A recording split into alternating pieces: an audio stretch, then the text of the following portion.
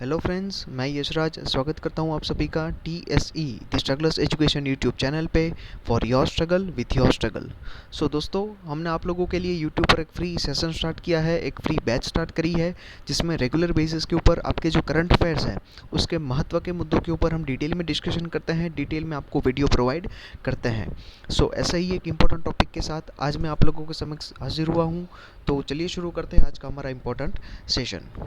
जो भी student RRB railway की प्रिपरेशन कर रहे हैं, अभी एनटीपीसी का एग्ज़ाम चल रहा है, इसके बाद जो है वो ग्रुप डी का एग्ज़ाम आएगा, ग्रुप डी आरआरबी के लिए।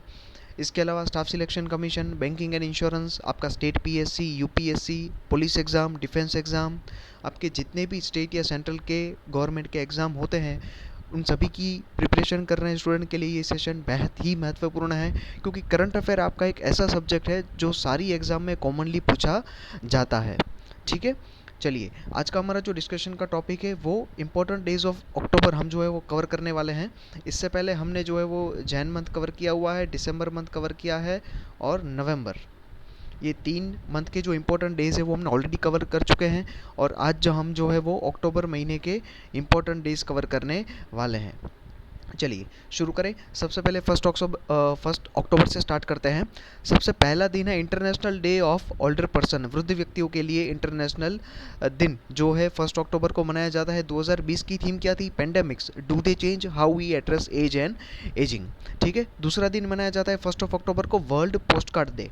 देखिए मैं आपको यहाँ पे बता दूँ कि अक्टूबर जो ये पूरा महीना है वो पूरा महीना पोस्ट के रिलेटेड है, क्योंकि पोस्ट के रिलेटेड इस मतलब वर्ल्ड के जितने भी इंटरनेशनल और नेशनल जितने भी दिन आते हैं पोस्ट के रिलेटेड, वो सारे दिन जो है वो अक्टूबर महीने में आते हैं। मैंने अभी हम एक एक दिन देखेंगे, तभी हम पोस्ट के दिन देखते जाएंगे, और लास्ट में मैंने जो है वो एक समरी भी आपके लिए ऐड करी हुई है। उस समरी में जितने भी पोस्ट के रिलेटेड दिन हैं अक्टूबर में उसका हम रिविज़न कर लेंगे।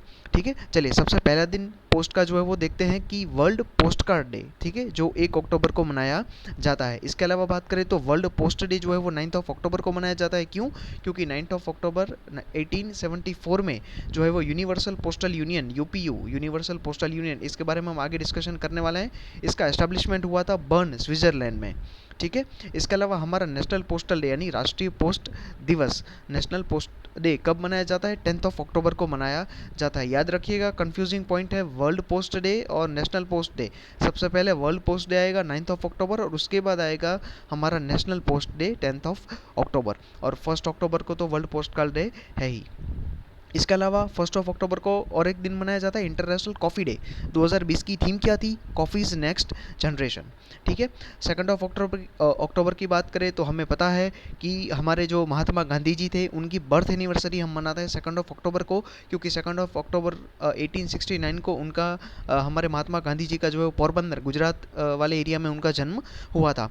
और इसी दिन को हम international day of non violence, अहिंसा का दिवस जो भी है, हम मनाते हैं महात्मा गांधी जी की जन्म जयंती को। इसके अलावा बहुत से स्टूडेंट को आइडिया नहीं होगा कि महात्मा गांधी जी की जन्म जयंती के साथ में ही जो है वो हमारे भारत के दूसरे वड़ा प्रधान रहे ऐसे लाल बहादुर शास्त्री जी की भी जन्म जयंती है। इनका जन्म 2 अक्टूबर 1904 में जो मुगल सराय वाला एरिया है वहाँ पे उनका जन्म हुआ था। ठीक है, इन दोनों के बारे में आगे हम देखने वाले हैं, महात्मा गांधी जी और लाल बहादुर शास्त्री जी के बारे में। आते हैं डायरेक्टली 4 अक्टूबर पे। तो 4 अक्टूबर को वर्ल्ड एनिमल डे मनाया जाता है। जो हेनरिच एक जिमरमैन करके पर्सन हुआ करते थे, बर्लिन जर्मनी के पर्सन थे, उन्होंने 24 मार्च 1985 को इस दिन की शुरुआत करी। उन्होंने बोला कि अब से जो है हम 4 अक्टूबर को वर्ल्ड एनिमल डे मनाएंगे। ठीक है, चलिए जैसा कि मैंने आपको कहा था कि यूनिवर्सल पोस्टल यूनियन जिसका एस्टेब्लिशमेंट 9 अक्टूबर 1874 को हुआ, इसलिए 9 अक्टूबर को इंटरनेशनल पोस्ट डे मनाया जाता है। कहाँ पे हेडक्वार्टर इसका? यूनिवर्सल पोस्टल यूनियन का बर्न, स्विट्जरलैंड में इसका हेडक्वार्टर है। अभी डायरेक्टर जनरल है बिशार अब्दुल रहमान हुसैन करके, और पेरेंट ऑर्गेनाइजेशन है यूएन इकोसॉक, economic and social council, united nations का जो इकोनॉमिक एंड सोशल काउंसिल है, इसके अंडर में ये संस्था कार्य करती है। हमारे इंडिया पोस्ट की बात करें तो 1 अक्टूबर 1854 में जो है वो इसका फॉर्मेशन हुआ। तब हमारे यहाँ पे गवर्नर जनरल कौन थे? डेलहाउसी थे, डेलहाउसी थे ना, डेलहाउसी। भारत के गवर्नर जनरल कौन हुआ करते थे ईस्ट इंडिया कंपनी के टाइम पे? 1854 में डेलहाउसी हुआ करते थे। और डेलहाउसी के टाइम पे ही सबसे पहले हमारे यहाँ पे पैसेंजर ट्रेन शुरू हुई मुंबई से लेके थाने तक, अराउंड 35 किलोमीटर की जो फर्स्ट पैसेंजर ट्रेन स्टार्ट हुई। और साथ में इंडिया का जो पोस्ट डिपार्टमेंट था, इंडिया पोस्ट की भी शुरुआत हुई 1 अक्टूबर 1854 को। देखिए यहाँ पे याद रखिएगा, हमने बात की थी कि 9 अक्टूबर को इंटरनेशनल पोस्ट डे है और हमारा नेशनल पोस्ट डे वो कौन सी डेट को है? 10 अक्टूबर को। अभी 9 अक्टूबर को तो हमें समझ आता है कि भाई यूनिवर्सल पोस्टल यूनियन की स्थापना हुई थी, इसीलिए इंटरनेशनल पोस्ट डे मनाया जाता है। लेकिन यहाँ पे हमारे इंडिया पोस्ट का फॉर्मेशन 1 अक्टूबर को हुआ है, लेकिन फिर भी हमारा नेशनल पोस्ट डे जो है वो 10 अक्टूबर को है। ठीक है, तो ये थोड़ा याद रखिएगा। जो इंडिया पोस्ट का एस्टेब्लिशमेंट हुआ वो इंडिया पोस्ट ऑफिस एक्ट 1898 के तहत हुआ। हेडक्वार्टर न्यू दिल्ली में है। अभी डायरेक्टर जनरल विनीत पांडे करके है। और पेरेंट ऑर्गेनाइजेशन जो है वो मिनिस्ट्री ऑफ कम्युनिकेशन, जो हमारा संचार मंत्रालय, उसके अंडर में ये संस्था कार्य करती है। इसके अलावा भी एक वर्ल्ड स्पेस वीक भी मनाया गया इस बार 2020 को, 4 से लेकर 10 अक्टूबर तक, जिसकी थीम क्या थी? 2020 सैटेलाइट्स इम्प्रूव आवर लाइफ। जो यूनाइटेड नेशंस जनरल असेंबली है, उन्होंने 6 दिसंबर 1999 को जो है वो डिक्लेयर किया कि वर्ल्ड स्पेस वीक जो है वो मनाया जाएगा कब? 4 से लेके 10 अक्टूबर तक। अगर स्पेस की बात निकली है तो साथ में हमारे इंडिया में जो स्पेस के रिलेटेड संस्था है, जिसका नाम हम सभी को पता है, इसरो करके है, इंडियन स्पेस रिसर्च ऑर्गेनाइजेशन, उसके बारे में थोड़ा देख लेते हैं। जिसका फॉर्मेशन 15 अगस्त 1969 को हुआ। हेडक्वार्टर बेंगलोर में है। चेयरमैन अभी के शिवन जी है और डिपार्टमेंट ऑफ स्पेस के अंडर में कार्य करती है। और इसके पहले, मतलब इसरो के पहले, इसका क्या नाम हुआ करता था? इनकोस्पर करके नाम हुआ करता था, यानी Indian national committee for space and research, जिसका एस्टेब्लिशमेंट 1962 को हुआ था विक्रम साराभाई के द्वारा। किनके द्वारा? विक्रम साराभाई। विक्रम साराभाई जी के द्वारा इनकोस्पार का एस्टेब्लिशमेंट किया गया और उसके बाद इसका नाम चेंज करके 1969 में जो है वो इसरो कर दिया गया, यानी इंडियन स्पेस रिसर्च ऑर्गेनाइजेशन। ठीक है, चलिए महात्मा गांधी जी के बारे में बात करें तो मोहनदास करमचंद गांधी, MK गांधी उनका नाम था। 2 अक्टूबर 1869 को पोरबंदर में इनका जन्म हुआ, गुजरात में। इनकी मृत्यु 30 जनवरी 1948 को हुई, जिसको हम शहीद दिन के रूप में मनाते हैं। कौन सा दिन? शहीद दिन, शहीद दिवस के रूप में भी हम मनाते हैं। महात्मा गांधी जी, जो मार्टियर डे जिसको हम कहते हैं, शहीद यानी मार्टियर डे भी कहते हैं, मार्टियर डे, मार्टियर्स डे। ठीक है, शहीद दिन, मार्टियर्स दिन। उनकी जो जिस दिन उनका मृत्यु हुआ, उनकी हत्या करी गई, असैसिनेशन नथुराम गोडसे के द्वारा 30 जनवरी 1948 को। तो उस दिन को हम जो है वो शहीद दिन मनाते हैं। ठीक है, उनकी जो समाधि है उसको राजघाट के नाम से जाना जाता है और उसको गांधी स्मृति भी कहते हैं। महात्मा गांधी जी की बात करें तो साउथ अफ्रीका में उन्होंने अपना एजुकेशन लिया। 1893 से लेके 1915 तक जो है वो साउथ अफ्रीका में ही रहे। वहाँ पे जो रेसिज्म के खिलाफ उन्होंने वहाँ पे आंदोलन चलाया और वहाँ पे उन्होंने सत्याग्रह का एक रूप दिया। इसके अलावा 9 जनवरी देखिए यहाँ पे मैंने मेंशन किया हुआ है, 9 जनवरी 1915 को जो है वो इंडिया वापस आए और इसी दिन को हम जो है वो प्रवासी भारतीय दिन के रूप में मनाते हैं। कौन सा दिन? प्रवासी भारतीय दिवस।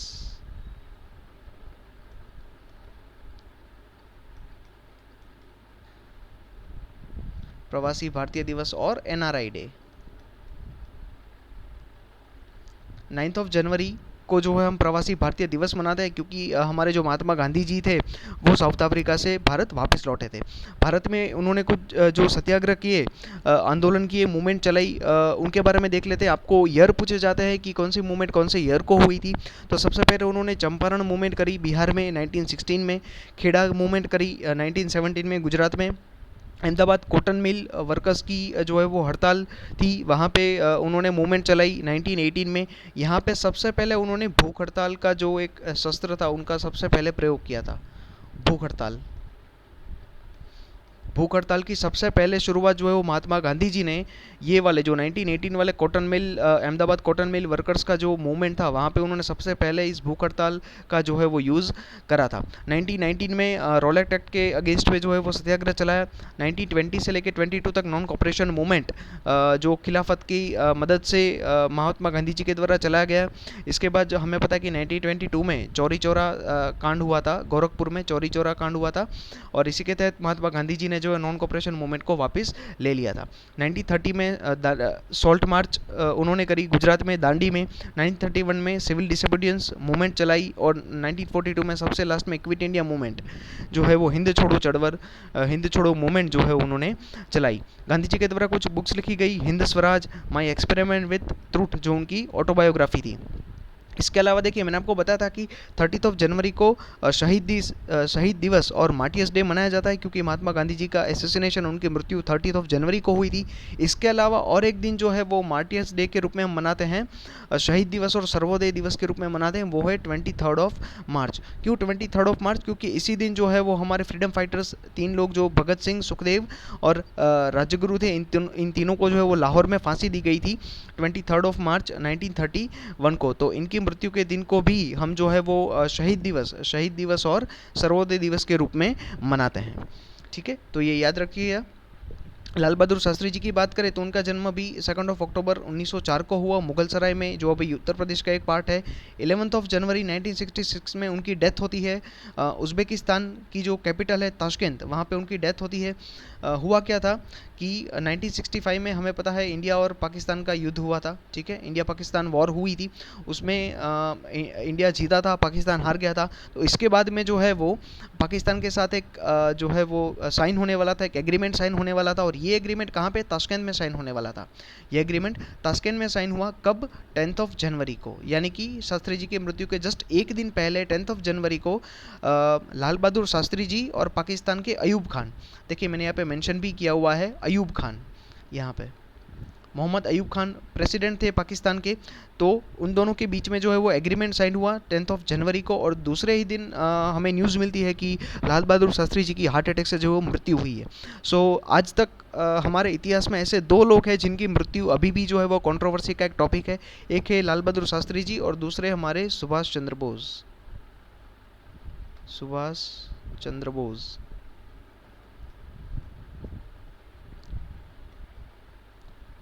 इन 2 व्यक्तियों की मृत्यु पर आज भी जो है वो एक अलग अलग थियरी बताई जाती है। कोई बोलते हैं कि नेचुरली डेथ हुई थी, कोई बोलते हैं कि नहीं साजिश थी, वो एक कॉन्स्पिरेसी थी। तो आज भी जो है वो एक रहस्य इन दोनों व्यक्तियों की मृत्यु पे है। सो 11 जनवरी को 1966 को उज़्बेकिस्तान की जो कैपिटल है ताशकंद, वहाँ पे उनकी मृत्यु हुई थी। उनकी समाधि को जो है वो विजय घाट के नाम से जाना जाता है। ठीक है, इसके अलावा तो उनको भारत रत्न से सम्मानित किया गया 1966 में, उनके मृत्यु के ही साल में। और सबसे पहले ऐसे व्यक्ति थे जिनको मरणोपरांत यानी पोस्टुमसली जो है वो भारत रत्न से सम्मानित किया गया। हमारे सेकंड प्राइम मिनिस्टर हुआ करते थे, सबसे पहले प्राइम मिनिस्टर हमारे जवाहरलाल नेहरू जी थे, जो सबसे लॉन्ग टाइम तक जो है वो प्राइम मिनिस्टर रहे हमारे इंडिया के, 1947 से लेके 1962 तक, 1964 तक, माफ़ कीजिएगा, 1967 से लेकर 1964 तक हमारे प्राइम मिनिस्टर रहे जवाहरलाल नेहरू जी। 1964 में नेहरू जी की मृत्यु होती है। उसके बाद थोड़े टाइम के लिए एक्टिंग प्राइम मिनिस्टर के तौर पे गुलजारी लाल नंदा ने कार्य किया, और उसके बाद जो है वो फुल टाइम प्राइम मिनिस्टर के तौर पे लाल बहादुर शास्त्री जी को नियुक्त किया गया। हमारे सेकंड प्राइम मिनिस्टर थे, मैंने आपको बताया कि जैसे ही वो प्राइम मिनिस्टर का पद संभालते हैं तो उनके सामने बहुत सी जो है वो प्रॉब्लम आई।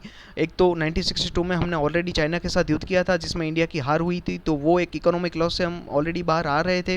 तभी जो है वो अकाल पड़ा था, बारिश 2-3 साल तक नहीं पड़ी थी। सो वो एक बड़ा प्रॉब्लम था, और उसी के साथ जो है वो 1965 को पाकिस्तान के साथ हमारा युद्ध छिड़ गया। और मैंने आपको बताया कि 1966 में जो है वो लाल बहादुर शास्त्री जी और अयूब खान के बीच में एग्रीमेंट साइन हुआ ताशकंद उज़्बेकिस्तान में 10 जनवरी को, और 11 जनवरी को लाल बहादुर शास्त्री जी की मृत्यु हुई। इसके अलावा शास्त्री जी ने सिलोन, अभी जिसको हम श्रीलंका कहते हैं, उनका नाम पहले सिलोन था, श्रीलंका के साथ भी एक एग्रीमेंट साइन किया था 1964 में। एक जस्ट नेबरहुड के तौर पे एक जो हमारे कंट्री है, हमारे मित्र राष्ट्र के तौर पे एक कॉपरेशन साइन हुआ था। कोई वॉर या ऐसी कोई इंपॉर्टेंट ज़्यादा एग्रीमेंट नहीं था, लेकिन फिर भी हमें याद रखना है। ठीक है, पहले ऐसे पर्सन थे जिनको भारत रत्न जो है वो 1966 में पोस्टुमसली अवार्ड किया गया, पोस्टुमसली मरणोपरांत इनको अवार्ड दिया गया। ठीक है, उनका नारा क्या था? जय जवान जय किसान। चलिए 5 अक्टूबर की बात करें तो वर्ल्ड टीचर्स डे मनाया जाता है 5 अक्टूबर को। देखिए यहाँ पर भी एक कंफ्यूजन पॉइंट है। 5 अक्टूबर को वर्ल्ड टीचर्स डे और हमारा नेशनल टीचर्स डे हम कब मनाते हैं? 5 सितंबर को, जो बर्थ एनिवर्सरी है किनकी? डॉक्टर सर्वपल्ली राधाकृष्णन जी की बर्थ एनिवर्सरी को हम जो है वो नेशनल टीचर्स डे मनाते हैं 5 सितंबर को। ठीक है, अभी हम वर्ल्ड टीचर्स डे की बात कर रहे हैं तो 2020 की थीम क्या थी? Teachers leading in crisis reimagining the future. ठीक है, और 5 अक्टूबर को हम क्या मनाते हैं? वर्ल्ड हैबिटेट डे मनाते हैं, आवास दिन हम मनाते हैं, जो एक्चुअल में फर्स्ट मंडे ऑफ अक्टूबर को मनाया जाता है, लेकिन 2020 को फर्स्ट मंडे ऑफ अक्टूबर 5 अक्टूबर को आया, इसीलिए हमने 5 अक्टूबर को वर्ल्ड हैबिटेट डे मनाया। आपको तो यही याद रखना है कि फर्स्ट मंडे ऑफ अक्टूबर को जो है वो वर्ल्ड हैबिटेट डे मनाया जाता है। 2020 की थीम क्या थी? Housing for all, a better urban future. इसके अलावा the Ganga river dolphin day मनाया जाता है 5 अक्टूबर को, क्योंकि 5 अक्टूबर 2010 को जो है वो डॉल्फिन को हमारा नेशनल एक्वेटिक एनिमल के तौर पे उसको मान्यता मिली। और 2020 में कैंपेन लॉन्च किया गया, माई गंगा माई डॉल्फिन कैंपेन, जो है वो हमारी गवर्नमेंट ऑफ इंडिया के द्वारा लॉन्च किया गया। तो देखिए ये पॉइंट याद रखिएगा, मोस्ट इंपॉर्टेंट है कि हमारा जो नेशनल एक्वेटिक एनिमल है वो गंगेटिक डॉल्फिन है, जिसको मान्यता कब मिली? 5 अक्टूबर 2010 को उसको मान्यता मिली। क्योंकि हमारे जितने भी नेशनल जो ऐसे सिम्बॉल्स हैं, जैसे हमारा नेशनल बर्ड हो गया, नेशनल एनिमल हो गया, नेशनल एम्बलम हो गया, हमारा नेशनल एक रुपी, जो रुपी का सिम्बॉल है, वो भी 2010 में ही उसको मान्यता मिली थी। तो ये सब हमें याद रखने हैं कि हमारे जितने भी नेशनल सिम्बॉल्स हैं उनको कब कब मान्यता मिली। तो डॉल्फिन को 5 अक्टूबर 2010 को मान्यता मिली। ठीक है, 7 अक्टूबर की बात करें तो वर्ल्ड कॉटन डे मनाया जाता है। 4 कॉटन जो कंट्रीज जिनको हम बोलते हैं बेनिन, जहाँ पे कॉटन का प्रोडक्शन सबसे ज़्यादा होता है वर्ल्ड में, बेनिन, बुर्किना फासो, चाड और माली, ये जो 4 कॉटन सरप्लस कंट्रीज़ है, इन्होंने 2019 में इनिशिएट किया एक दिवस को, जो 7 अक्टूबर को हम कॉटन डे पे मनाते हैं, वर्ल्ड कॉटन डे मनाते हैं 7 अक्टूबर को। ठीक है, ये चारों कंट्रीज जो है वो अफ्रीका में है। कहाँ पे? Africa. Benin, Burkina Faso, Chad and Mali, इनके द्वारा इनिशिएट किया गया। 9 अक्टूबर को हमने ऑलरेडी देखा हुआ है कि वर्ल्ड पोस्ट डे मनाया जाता है, क्योंकि 1874 में 9 अक्टूबर 1874 में स्विस यानी स्विट्ज़रलैंड की कैपिटल जो बर्न है, वहाँ पे यूनिवर्सल पोस्टल यूनियन का एस्टैब्लिशमेंट हुआ। 10 अक्टूबर को हमारा नेशनल पोस्ट डे मनाया जाता है, ये हमने ऑलरेडी देखा हुआ है। वर्ल्ड मेंटल हेल्थ डे मनाया जाता है 10 अक्टूबर को, 1992 से इसका सेलिब्रेशन किया जाता है। याद रखिएगा, हेल्थ के रिलेटेड जितने भी दिन हैं वो हमारे लिए बहुत इंपॉर्टेंट है। So world mental health day 10 अक्टूबर। इसके अलावा माइग्रेटरी बर्ड डे मनाया जाता है। एक्चुअल में माइग्रेटरी बर्थडे हम जो है वो एक साल में 2 बार मनाते हैं। कब? Second Saturday of May and October month, दोनों दिन, second Saturday of May and October, यानी मई और अक्टूबर का दूसरे शनिवार को जो है हम माइग्रेटरी वर्ल्ड माइग्रेटरी बर्थडे मनाते हैं।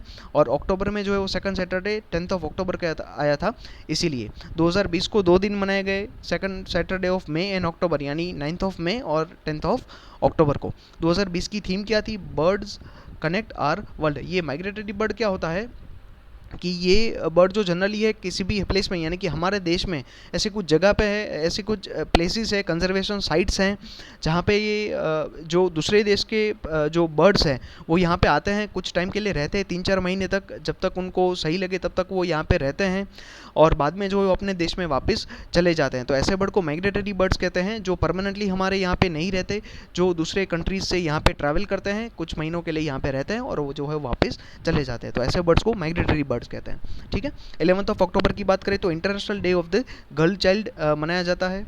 Just a second, international day of the girl child 2012 से जो है वो ये दिन मनाया जाता है। 2020 की थीम क्या थी? My voice our equal future. ठीक है, देखिए याद रखिए, गर्ल चाइल्ड और विमेन के रिलेटेड भी जितने डेज़ है वो हमारे लिए मोस्ट इंपॉर्टेंट डेज़ है, गर्ल चाइल्ड और विमेन। यहाँ पे मैं आपके लिए लिख देता हूँ, गर्ल है, विमेन के रिलेटेड जितने भी डेज़ हैं, हेल्थ, फिर मैंने आपको बोला हेल्थ के रिलेटेड जितने भी दिन आते हैं, ये सारे डेज जो है वो हमारे लिए बहुत इंपॉर्टेंट है। ठीक है, तो याद रखिएगा, international day of the girl child 11 अक्टूबर।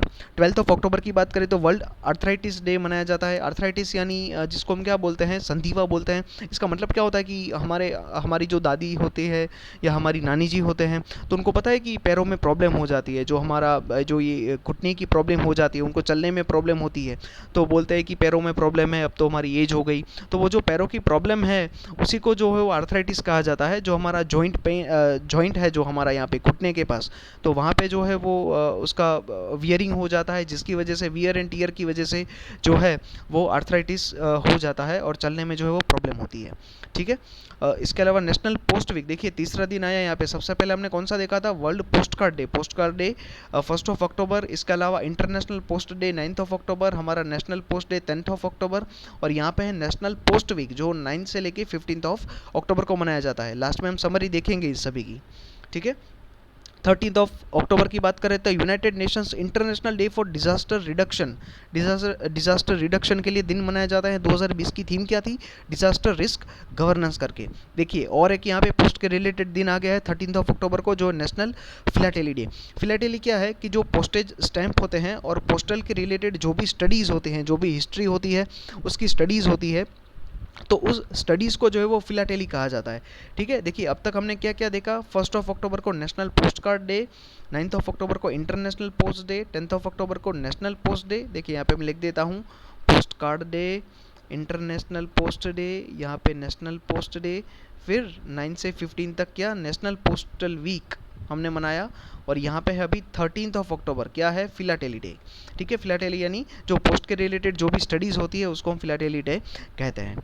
14 अक्टूबर की बात करें तो वर्ल्ड स्टैंडर्ड्स डे मनाया जाता है, विश्व मानक दिवस मनाया जाता है। 2020 की थीम क्या थी, protecting the planet with standards. देखिए हुआ क्या था, 14 अक्टूबर 1946 को जो है वो लंदन में टोटल 25 कंट्रीज़ का एक मीटिंग हुआ था, जिसमें ये देशों ने डिसाइड किया कि हमें एक कोई इंटरनेशनल ऐसी एक संस्था बनाते हैं, इंटरनेशनल एक ऑर्गेनाइजेशन बनाता है जो पूरे वर्ल्ड के लिए स्टैंडर्ड्स मेंटेन करेगा, मानक मेंटेन करेगा। और इसके बाद, इस मीटिंग के बाद ही जो है वो international organization for standardization, ISO का नाम हमने सुना हुआ है, इसकी स्थापना हुई 23 फरवरी 1947 को। हमें पता है कि कोई भी प्रोडक्ट है उसको अगर हमें इंटरनेशनली बेचना है किसी भी प्रोडक्ट या सर्विस को, तो ISO जो है वो सर्टिफाइड होनी चाहिए। ISO सर्टिफाइड, ISO जो है वो सर्टिफिकेट देता है किसी भी प्रोडक्ट के ऊपर, ऑडिट करके उसकी पूरी जांच करके एक्सपेरिमेंट करके जो उसको सर्टिफिकेट मिलता है ISO का।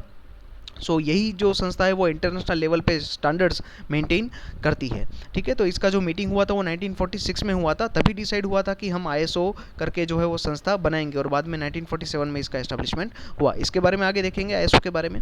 15 अक्टूबर की बात करें तो वर्ल्ड स्टूडेंट्स डे मनाया जाता है, और साथ में नेशनल इनोवेशन डे भी मनाया जाता है। क्यों, क्योंकि बर्थ एनिवर्सरी रही हमारे APJ अब्दुल कलाम जी की, भारत के जो एक प्रेसिडेंट रहे और बहुत बड़े वैज्ञानिक रहे, बहुत ही उम्दा एक व्यक्ति ऐसे APJ अब्दुल कलाम जी रहे, बहुत ही डाउन टू अर्थ इंसान थे। इनकी जो जन्म जयंती है उसी दिन, उनका जन्म कब हुआ था, 15 अक्टूबर 1931 को उनका जन्म हुआ था। अबुल पाकिर जैनुलब्दीन अब्दुल कलाम उनका पूरा नाम है, APJ अब्दुल कलाम, इनके बारे में आगे हम देखने वाले हैं। सो उनका बर्थडे यानी हम मनाते हैं वर्ल्ड स्टूडेंट्स डे, पूरे वर्ल्ड के लिए स्टूडेंट्स डे मनाया जाता है, और साथ में नेशनल इनोवेशन डे। ठीक है, 2020 में एक कैंपेन लॉन्च करा गया, कपिला नाम से एक कैंपेन लॉन्च करा गया। इसका फुल फॉर्म क्या है, Kalam program for intellectual property literacy and awareness campaign, याद रखना है। ठीक है, इसके अलावा 15 अक्टूबर को international day of rural woman मनाया गया। 2020 की थीम क्या थी, building rural women's resilience in the wake of कोविड-19। इसके अलावा तीसरा दिन है जो हमारे लिए बहुत इंपॉर्टेंट है अभी की सिचुएशन को मद्देनजर रखते हुए, 15 अक्टूबर ग्लोबल हैंड वॉशिंग डे मनाया गया। याद रखिएगा, आपके एग्जाम में पूछा जाएगा, क्योंकि हैंड वॉशिंग जो है वो 2020-21 में ये कोरोना वाले सिचुएशन में बहुत ही जो है वो न्यूज़ में रहा। ठीक है, इसीलिए हमारे एग्जाम पॉइंट ऑफ व्यू से इंपॉर्टेंट हो जाता है। सो ग्लोबल हैंड वॉशिंग डे 15 अक्टूबर। चलिए यूनाइटेड नेशंस के बारे में बात करें तो इसका जो चार्टर था वो 26 जून 1945 को हुआ था। अगर आप ये डेट याद नहीं रखेंगे तो भी चलेगा, आपको तो ये डेट याद रखनी है 24 अक्टूबर 1945, क्योंकि तभी जो है वो चार्टर एनफोर्स हुआ था और UN जो है वो अस्तित्व में आया था। और इसी दिन को यानी 24 अक्टूबर को ही जो है वो यूनाइटेड नेशंस डे के तौर पर मनाया जाता है। हेडक्वार्टर कहाँ पे, न्यूयॉर्क में है, USA में। टोटल 193 मेंबर कंट्रीज़ हैं, 2 है वो ऑब्जर्वर कंट्रीज़ हैं, ऐसे टोटल मिला के 195 जो है वो कंट्रीज़ हैं UN के लिस्ट में। 6 ऑफिशियल लैंग्वेज हैं, Arabic, Chinese, English, French, Russian और स्पेनिश। सेक्रेटरी जनरल अभी एंटोनियो गुटरेस है। RRB NTPC में जो है वो आई थिंक हर एक फेज़ में एक बार तो ये क्वेश्चन पूछा ही गया है कि भाई यूनाइटेड नेशंस के रिलेटेड एक क्वेश्चन हर एक फेज़ में, आरआरबी एनटीपीसी के भाई जितने भी फेज़ हुए हर एक फेज़ में यूनाइटेड नेशंस के रिलेटेड एक क्वेश्चन तो है ही है। तो सेक्रेटरी जनरली पूछा जाता है कि एंटोनियो गुटरेस है, ये क्वेश्चन भी पूछा गया है, उसका एस्टेब्लिशमेंट भी पूछा गया है, ऑफिशियल लैंग्वेज वाला भी क्वेश्चन पूछा गया है, और कितने मेंबर कंट्रीज़ रहे ये भी क्वेश्चन आरआरबी एनटीपीसी में पूछा गया है। ठीक है, डेप्यूटी सेक्रेटरी जनरल कौन है? अमीना जे मोहम्मद करके है। International organization for standardization ISO की बात करने वाले हैं। फॉर्मेशन हमने देखा 23 फरवरी 1947 को हुआ, हेडक्वार्टर जेनेवा में है, प्रेसिडेंट एडी निजॉर्ज करके है, और 165 इसके मेंबर्स है। ऑफिशियल 3 लैंग्वेज है, इंग्लिश, फ्रेंच और रशियन। ठीक है, एपीजे अब्दुल कलाम जी के बारे में बात करेंगे तो अबुल पाकिर जैनुलब्दीन अब्दुल कलाम 15 अक्टूबर 1931 को रामेश्वरम यानी कि हमारा जो तमिलनाडु है, तमिलनाडु में इनका बॉर्न हुआ, और 27 जुलाई 2015 को शिलोंग मेघालय में, आई थिंक वो एक यूनिवर्सिटी के कुछ कॉन्वोकेशन में जब वो प्रेजेंटेशन दे रहे थे तभी जो है हार्ट अटैक आने से उनकी मृत्यु हुई 2015 में। उनकी जो समाधि है वो देसिया नीलाल वगम करके एक जगह पे है, रामेश्वरम में ही है तमिलनाडु में, वहाँ पे जो है उनका एक रेस्टिंग प्लेस बनाया गया है। हमारे भारत के 11th प्रेसिडेंट रहे, एरोस्पेस साइंटिस्ट थे, हमारे जो बैलिस्टिक मिसाइल और जो स्पेस लॉन्च व्हीकल थे उसके पायोनियर रहे, उन्होंने ही इनकी शुरुआत करी, इसरो के साथ जुड़े हुए थे, इसरो के पार्ट थे। प्रोजेक्ट डायरेक्टर रहे किनके? SLV-3 यानी कि जो हमारा स्पेस लॉन्च व्हीकल है SLV-3, जो हमारा first indigenously design and produce satellite launch vehicle था। हमारे इंडिया ने पहली बार जो है वो इंडिजिनसली हमने बनाया था SLV हमारा लॉन्च व्हीकल। हमें पता है, हमने ये अपने नाम सुने होंगे, PSLV है, GSLV है, पोलर सैटेलाइट लॉन्च व्हीकल, जियो सिंक्रोनस सैटेलाइट लॉन्च व्हीकल, ऐसे ही हमारा SLV है, स्पेस लॉन्च व्हीकल। तो ये SLV-3 जो हमारा था वो इंडिया का पहला, हमने जो इंडिया में बनाया था, हमारी टेक्नोलॉजी से बनाया था, indigenously design and produce satellite launch vehicle था। वो बनाने के पीछे जो प्रोजेक्ट डायरेक्टर थे वो हमारे APJ अब्दुल कलाम जी ही थे, इसीलिए उनको मिसाइल मैन ऑफ इंडिया के नाम से जाना जाता है। 2000 कुछ टाइम के बाद यानी कि जो रिसर्च और प्लानिंग में, स्पेस के रिसर्च और प्लानिंग में कुछ साल उन्होंने काम किया, और उसके बाद जो है वो कलाम एक डॉक्यूमेंट के साथ जो है वो उन्होंने एक डॉक्यूमेंट पब्लिश किया। वो डॉक्यूमेंट क्या था? India 2020 vision for the new millennium, ये नामक एक डॉक्यूमेंट प्रसिद्ध किया। उसमें क्या था कि 2020 तक जो है वो एक गोल था कि इंडिया को वो 2020 तक कहाँ देखना चाहते हैं, इंडिया को वो 2020 तक कहाँ देखना चाहते हैं, उनका एम क्या है कि इंडिया को क्या बनाना है, उनका विजन क्या है कि 2020 तक इंडिया को कैसा बनाना है। तो इसी के रिलेटेड जो भी एक ब्लूप्रिंट, एक डॉक्यूमेंट था वो उन्होंने पब्लिश किया, India 2020 vision for the new millennium. इसके अंदर में उन्होंने तीन जो है वो विज़न दिए, vision of freedom, vision of development और vision of India standing up to the world, यानी कि विश्व के जितने भी महान कंट्रीज़ हैं, जितने भी बड़े बड़े कंट्रीज़ हैं, डेवलप कंट्रीज़ हैं, उनके समकक्ष इंडिया को देखना, उनके समकक्ष इंडिया खड़ा हो सके, इतना जो है उसको कैपेबल बनाना। तो ये भी उनका एक विज़न था जो 2020 तक का उनका विज़न था।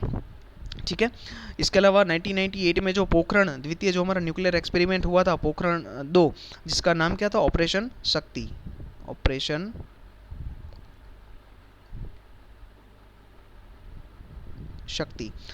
शक्ति, जो दूसरा पोखरण न्यूक्लियर टेस्ट हुआ था, उसके भी पीछे जो है वो बहुत बड़ा रोल उन्होंने अदा करा था। इसके अलावा अवार्ड की बात करें तो 1990 में पद्म विभूषण से सम्मानित किया गया, और 1997 में भारत रत्न, हमारे भारत का सबसे बड़ा सिविलियन अवार्ड भारत रत्न से उनको सम्मानित किया गया। उनकी कुछ बुक्स के बारे में बात करें जो उन्होंने लिखी थी, विंग्स ऑफ फायर उनकी ऑटोबायोग्राफी है, इंडिया 2020 ये डॉक्यूमेंट हमने देखा, a vision for the new millennium, ignite minds unleashing the power with in India. इसके अलावा इडियमाइटेबल स्पिरिट करके है, ट्रांसकेडेंस माई स्पिरिचुअल एक्सपीरियंस विद प्रमुख स्वामी जी, ये कुछ बुक्स उनके द्वारा लिखी गई। ठीक है, देखिए मैंने बोला था पोस्ट रिलेटेड डेज के बारे में हम रिवीजन करेंगे, तो सबसे पहले चलिए देख लेते हैं पहले से world postcard day 1 October, world post day 9 October, national post day 10 October, national post week 9 to 15 October, और नेशनल फिलाटेली डे 13 अक्टूबर। इसके अलावा अक्टूबर मंथ को जो है वो ब्रेस्ट कैंसर अवेयरनेस मंथ के तौर पर भी मनाया गया। ठीक है, याद रखिएगा, ये इम्पोर्टेंट है। चलिए 16 अक्टूबर की बात करें तो FAO का फॉर्मेशन हुआ, फूड एंड एग्रीकल्चर ऑर्गेनाइजेशन, और इसी दिन को हम जो है वो वर्ल्ड फूड डे के तौर पे मनाते हैं। फूड एंड एग्रीकल्चर ऑर्गेनाइजेशन जिसका हेडक्वार्टर भी रोम इटली में है, एस्टेब्लिशमेंट 16 अक्टूबर 1945 को हुआ। 2020 की थीम क्या थी? Grow nourish sustain together. ठीक है। 17 अक्टूबर को इंटरनेशनल पॉवर्टी इरेडिकेशन डे यानी कि गरीबी निर्मूलन दिवस के तौर पे मनाया जाता है 17 अक्टूबर को। 2020 की थीम क्या थी? Acting together to achieve social and environmental justice for all. देखिए इसकी थीम याद रखिएगा, क्योंकि ये जो पॉवर्टी, हेल्थ, एजुकेशन, इसके रिलेटेड जितने भी दिन होते हैं वो भी हमारे लिए इंपॉर्टेंट होते हैं, और पॉवर्टी तो सबसे ज़्यादा इंपॉर्टेंट है। ठीक है। सो इसकी थीम और दिन दोनों याद रखने, 17 अक्टूबर। ओके। बर्थ एनिवर्सरी है 17 अक्टूबर को सर सैयद अहमद खान थी, सर सैयद अहमद खान जी की, जिनका बर्थ 17 अक्टूबर 1817 में हुआ था। इनके बारे में आगे डिस्कशन करने वाले हैं हम। 20 अक्टूबर को वर्ल्ड ऑस्टियोपोरोसिस डे मनाया जाता है, जो एक बोन के रिलेटेड प्रॉब्लम है। बोन का जो है वो डेवलपमेंट ज़्यादा नहीं होता है, या उसमें जो है वो कुछ खामियां रह जाती है। जो एजेड वुमन होती है 35 ईयर्स के ऊपर की, उनमें जनरली ये जो है वो प्रॉब्लम देखने को मिलती है ऑस्टियोपोरोसिस की, जहाँ पे आपके बोन में जो है वो एक पेन होता है। सो ये उसके कुछ जो है वो कैरेक्टरिस्टिक्स है। तो ऑस्टियोपोरोसिस डे 20 अक्टूबर। इसके अलावा वर्ल्ड स्टैटिस्टिक्स डे मनाया जाता है। देखिए यहाँ पे भी एक कन्फ्यूजन है कि वर्ल्ड स्टैटिस्टिक्स डे 20 अक्टूबर, ठीक है, वर्ल्ड स्टैटिस्टिक्स डे 20 अक्टूबर, और नेशनल स्टैटिस्टिक्स डे जो है वो 29 जून को मनाया जाता है। हमारी बर्थ एनिवर्सरी किसकी? PC महालनोबिस करके एक बड़े स्टैटिस्टिक्स ऑफिसर थे हमारे इंडिया के, उनकी जो है वो बर्थ एनिवर्सरी को 29 जून को नेशनल स्टैटिस्टिक्स डे मनाया जाता है। आंकड़ा के दिवस के रूप में हम मनाते हैं। और वर्ल्ड स्टैटिस्टिक्स डे 20 अक्टूबर। 2020 की थीम क्या रही? Connecting the world with data we can trust. International chef day भी मनाया जाता है 20 अक्टूबर को। 2020 की थीम क्या थी? Healthy food for the future. जो ये दिन है वो डॉक्टर बिल गिलागर करके पर्सन थे, जो प्रेसिडेंट हुआ करते थे। World association of chef societies एक संस्था है, इंटरनेशनल लेवल पे फूड के रिलेटेड, शेफ़ के रिलेटेड एक संस्था है, उसके प्रेसिडेंट हुआ करते थे। इनके द्वारा जो है इस दिन की शुरुआत करी गई। FAO के बारे में बात करें, फूड एंड एग्रीकल्चर ऑर्गेनाइजेशन, 16 अक्टूबर 1945 को फॉर्मेशन हुआ, रोम इटली में हेडक्वार्टर है। देखिए ये भी इंपॉर्टेंट है, बहुत पूछा जाता है एग्जाम में, SSC और रेलवे में तो खास पूछा जाता है। डायरेक्टर जनरल अभी क्यू डोंग्यू करके है, और UN इकोसॉक, इकोनॉमिक एंड सोशल काउंसिल के अंडर में कार्य करता है। सर सैयद अहमद खान के बारे में बात करें तो 17 अक्टूबर 1817 को इनका बर्थ हुआ दिल्ली में, और 27 मार्च 1898 को इनकी डेथ हुई। सर सैयद के नाम से भी इनको जाना जाता है। ठीक है। जो 1857 का जो रिवॉल्यूशन हुआ था, जो क्रांति हुई थी 1857 की, इससे पहले जो है वो ईस्ट इंडिया कंपनी में एक ऑफिसर के तौर पे वो कार्य करते थे। और 1857 के जो विद्रोह हुआ, जो रिवॉल्यूशन हुआ, इसके बाद सबसे पहला किसी ने 1857 के इस रिवॉल्यूशन के ऊपर किसी ने अगर पहला पुस्तक लिखा, किसी ने पहली बुक लिखी, तो वो पर्सन सर सैयद अहमद खान थे। कौन सी बुक उन्होंने लिखी? The causes of the Indian revolt, Asbab Baghawat Hind. ये क्वेश्चन आपकी एग्जाम में पूछा जाता है कि भैया ये असबाब बगावत हिंद पुस्तक किसके द्वारा लिखा गया है? जो 1857 के विद्रोह के ऊपर का जो है वो फर्स्ट पुस्तक था, असबाब बगावत हिंद, जिसमें बताया गया कि भाई 1857 की जो क्रांति थी, जो रिवॉल्यूशन था, वो क्यों हुआ, उसके क्या कारण रहे, और जो है वो कैसे पूरा आंदोलन चला। ठीक है। इसके अलावा उन्होंने एक मैगजीन की शुरुआत करी थी, तहज़ीबुल अखलाक, इंग्लिश में जो है वो उन्होंने शुरुआत करी थी। सर सैयद अहमद खान का ये मानना था कि जो उनकी जो मुस्लिम कम्युनिटी है, उनका प्रोग्रेस, उनका डेवलपमेंट तभी हो सकता है जब वो मॉडर्न एजुकेशन को जो है वो अपनाएंगे। हमें पता है कि पहले हमारे इंडिया में जो है वो हमारे जो नेचुरल लैंग्वेजेस है, हमारे पहले यहाँ के लोकल लैंग्वेजेस है, उसमें ही एजुकेशन पहले था। पहले इंग्लिश मीडियम में जो वेस्टर्न लैंग्वेजेस में एजुकेशन नहीं मिलता था पहले के टाइम पे। तो उनका ये मानना था सर सैयद अहमद खान का कि अगर हमें डेवलपमेंट करना है, मुस्लिम कम्युनिटी को खास जो उनको अगर डेवलपमेंट करना है, प्रोग्रेस करना है, तो उनको मॉडर्न एजुकेशन को जो है वो अपनाना होगा। इसीलिए उन्होंने जो अलीगढ़ मूवमेंट स्टार्ट करी थी, ये मूवमेंट के पीछे उनका एम क्या था कि एक तो सोशल, पॉलिटिकल और एजुकेशनल रिफॉर्म लाने हैं समाज में, मुस्लिम कम्युनिटी को आगे लाना है, उनको मॉडर्नाइज करना है, उनको जो है वो वेस्टर्न एजुकेशन देना है, और उनको ये पूरा टीचिंग दिलवा के जो है उनका डेवलपमेंट करना है। इसके अलावा सर सैयद अहमद खान ने साइंटिफिक सोसाइटी की स्थापना करी 1864 में, और वहाँ पे जो है वो उन्होंने एक वेस्टर्न एजुकेशन के जो हिमायती थे, उन्होंने वेस्टर्न एजुकेशन देना स्टार्ट किया इस साइंटिफिक सोसाइटी के द्वारा। और इसके बाद जो है वो अलीगढ़ इंस्टीट्यूट गैजेट, जो ये साइंटिफिक सोसाइटी थी, इनके द्वारा ही पब्लिश किया जाता था, अलीगढ़ इंस्टीट्यूट गैजेट, वो भी मैगजीन उन्होंने स्टार्ट करी। इसके अलावा 1877 को देखिए, मोस्ट इंपॉर्टेंट पॉइंट है यहाँ पे कि 1877 को उन्होंने मोहम्मदन एग्लो ओरिएंटल कॉलेज की स्थापना करी, जो आगे जाके अलीगढ़ मुस्लिम यूनिवर्सिटी बनी। आरआरबी एनटीपीसी में दो यूनिवर्सिटी बहुत ही फेमस है, जो बार बार पूछा जाता है क्वेश्चन। एक तो ये आपकी हो गई अलीगढ़ मुस्लिम यूनिवर्सिटी, जिसका एस्टेब्लिशमेंट किसने किया, जिसकी स्थापना किसने की, सर सैयद अहमद खान ने की 1877 में। पहले उसका नाम क्या था, मोहम्मदन एंग्लो ओरिएंटल कॉलेज, ठीक है। और दूसरी यूनिवर्सिटी पूछी जाती है बनारस हिंदू यूनिवर्सिटी, जिसका एस्टेब्लिशमेंट 1916 में हुआ था मदन मोहन मालवीय जी के द्वारा। मदन मोहन मालवीय, बनारस हिंदू यूनिवर्सिटी, ये दो यूनिवर्सिटी के बारे में बहुत पूछा जाता है एग्जाम में, अलीगढ़ मुस्लिम यूनिवर्सिटी और बनारस हिंदू यूनिवर्सिटी। 1916 में जिसकी स्थापना हुई मदन मोहन मालवीय जी के द्वारा।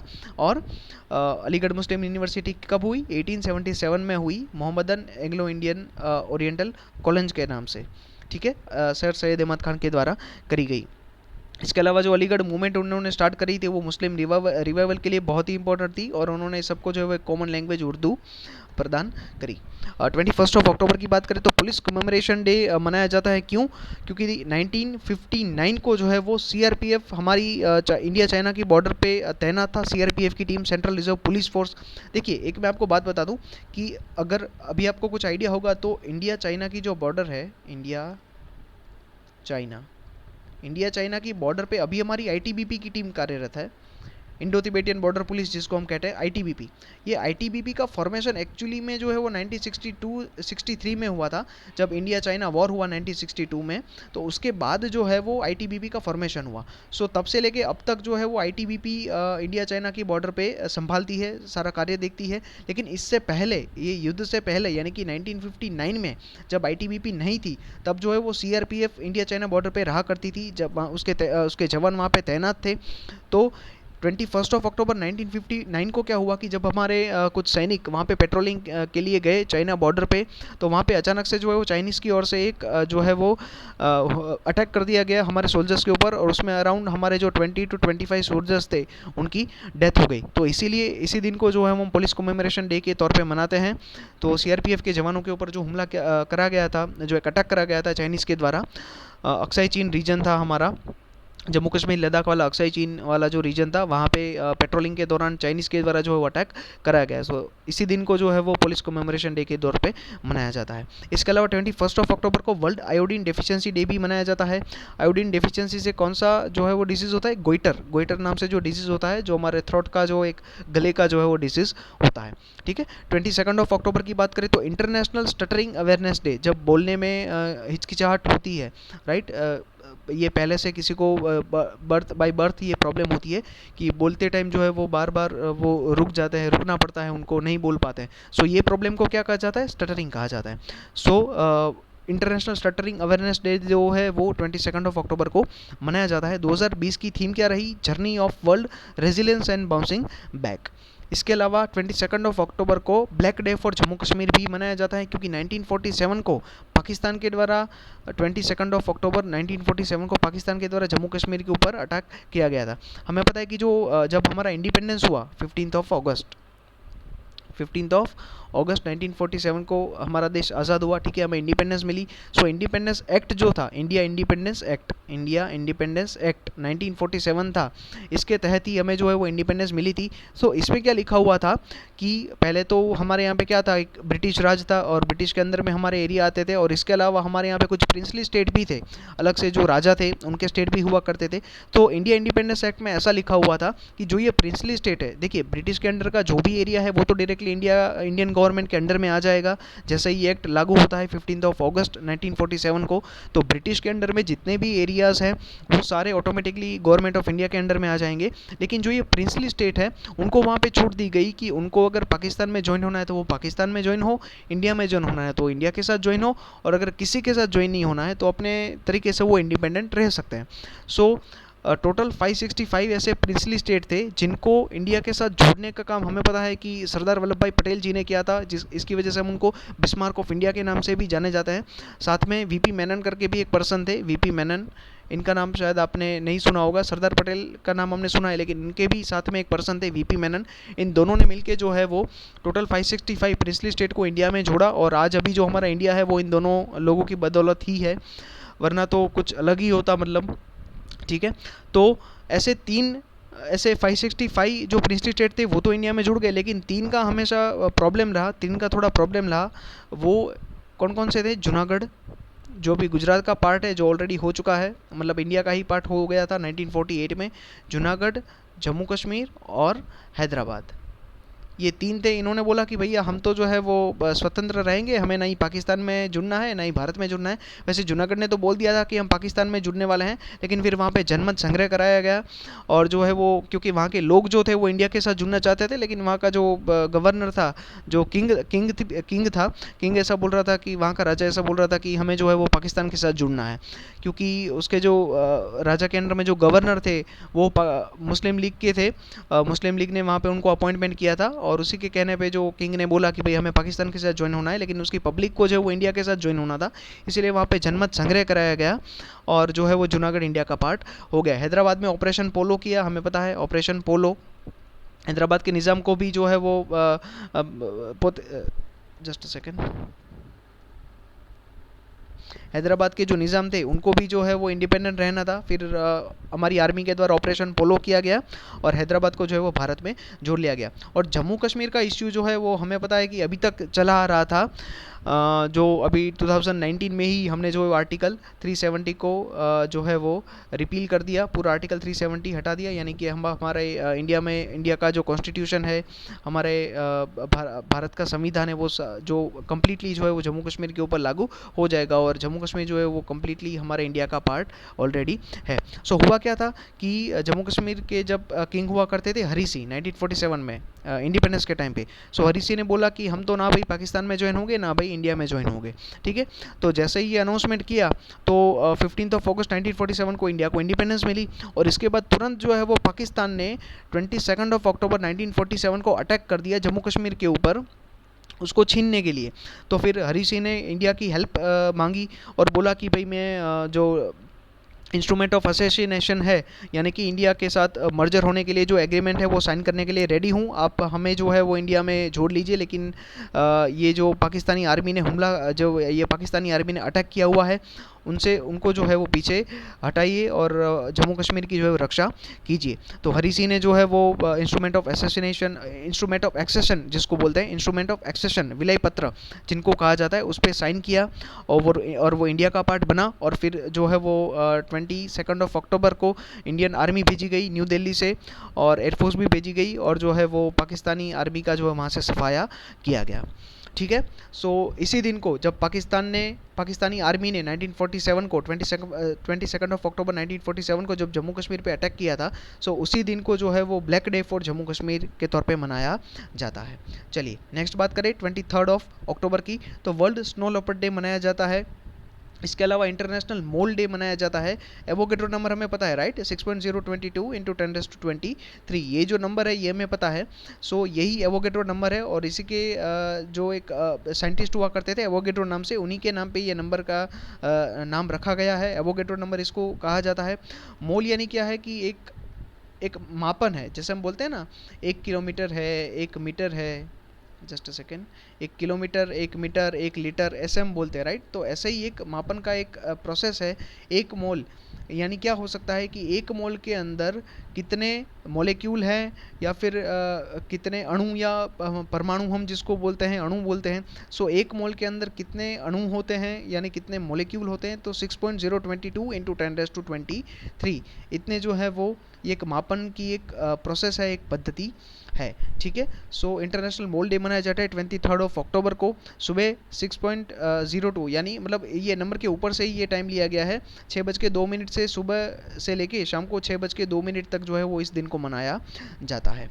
इंटरनेशनल प्रॉपर्टी लिटरेसी वीक मनाया गया, 15 से लेकर 23 ऑफ अक्टूबर तक, ठीक है, ये भी आपको याद रखना है। चलिए सीआरपीएफ के बारे में बात करें तो वो 27 ऑफ जुलाई 1939 को इसका फॉर्मेशन हुआ। हेडक्वार्टर न्यू दिल्ली में है। एपी महेश्वरी अभी डायरेक्टर जनरल है, याद रखिएगा। ये जितने भी सीआरपीएफ के अंडर में जितने भी ये 7 इंस्टीट्यूट आते हैं, इन सब के डायरेक्टर जनरल बहुत पूछे जाते हैं। आरआरबी एनटीपीसी में भी पूछा गया है, ठीक है। एनएसजी के पूछे गए थे डायरेक्टर जनरल, एनएसजी के, ठीक है, एनएसजी के पूछे गए थे। जो सुरजीत सिंह देसवाल है अभी, एसएस देसवाल, एनएसजी के कौन है अभी, एसएस देसवाल, ये एनटीपीसी में आपके एग्जाम पूछा गया था, एसएस देसवाल, सुरजीत सिंह देसवाल। तो ऐसे ही सीआरपीएफ के हैं एपी महेश्वरी, जो मिनिस्ट्री ऑफ होम अफेयर्स के अंडर में कार्य करता है। सेवा और निष्ठा जो इसका मोटो है, यानी सर्विस एंड लॉयल्टी। इसके अलावा सीआरपीएफ के अलावा और 6 जो हैं वो भी सीआरपीएफ का ही पार्ट है। सेंट्रल आर्म पुलिस फोर्स जिनको हम कहते हैं, जो मिनिस्ट्री ऑफ होम अफेयर्स के अंडर में कार्य करते हैं, गृह मंत्रालय के अंडर में कार्य करते हैं। कौन कौन से हैं? बॉर्डर सिक्योरिटी फोर्स, जिसका फॉर्मेशन 1965 को हुआ, जिसको हम बीएसएफ कहते हैं। जो इंडिया पाकिस्तान बॉर्डर है वहाँ पे बीएसएफ जो है वो कार्य करता है। इसके अलावा सीआरपीएफ हमने देखा 1939, CISF central industrial security force. इसके अलावा आईटीबीपी के बारे में हमने बात की, जिसका फॉर्मेशन 62-63 में हुआ, इंडिया चाइना वॉर के बाद, इंडो तिब्बतियन बॉर्डर पुलिस। इसके अलावा एनएसजी नेशनल सिक्योरिटी गार्ड 1986 में एस्टेब्लिशमेंट हुआ, और एसएसबी सशस्त्र सीमा बल 1963 में एस्टेब्लिशमेंट हुआ, और असम राइफल्स 1835 में इसका एस्टेब्लिशमेंट हुआ, ठीक है। जेएनके के बारे में बात करेंगे तो 31 ऑफ अक्टूबर 2019 से जो है अभी वो यूनियन टेरिटरी है, केंद्र शासित प्रदेश है, ठीक है। अभी लेफ्टिनेंट गवर्नर कौन है? मनोज सिन्हा जी हैं। टोटल 20 डिस्ट्रिक्ट हैं। श्रीनगर जो है वो मई से लेकर अक्टूबर तक श्रीनगर कैपिटल रहता है, और नवंबर से लेकर अप्रैल तक जम्मू कैपिटल रहता है। इसको क्या कहते हैं पता है? दरबार मूव। ये वर्ड सुना हुआ है क्या कभी? दरबार मूव सुना होगा आपने करंट अफेयर में। दरबार मूव क्या होता है कि जम्मू कश्मीर में मई से लेके अक्टूबर तक जो इसकी कैपिटल रहती है, सारा कार्य जो है वो श्रीनगर से होता है।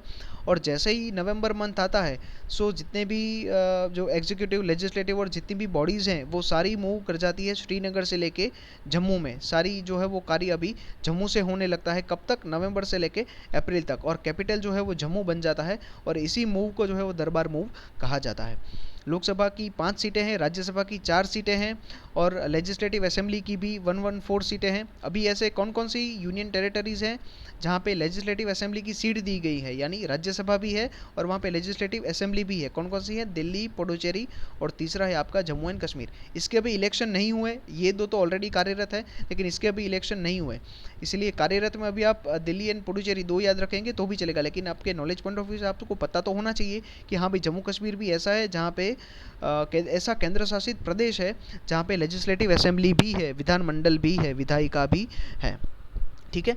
और जम्मू कश्मीर और लद्दाख दोनों के लिए जम्मू कश्मीर हाई कोर्ट एक कॉमन है। स्टेट का फ्लावर कॉमन रेडोडेंड्रॉन करके है। स्टेट का ट्री चिनार है। स्टेट का बर्ड अभी डिसाइड करना बाकी है। स्टेट का एनिमल काश्मीरी स्टैग है। कहाँ पे है जम्मू कश्मीर? देखिए यहाँ पे मैं एरो कर रहा हूँ, ये है जम्मू कश्मीर आपका। यहाँ पे है जम्मू, यहाँ पे ऊपर है श्रीनगर, और ये है आपका लद्दाख। बॉर्डर लद्दाख के साथ टच होती है, नीचे हिमाचल प्रदेश पंजाब के साथ टच होती है, और इंटरनेशनल बॉर्डर पाकिस्तान और अफगानिस्तान के साथ टच होती है, ठीक है।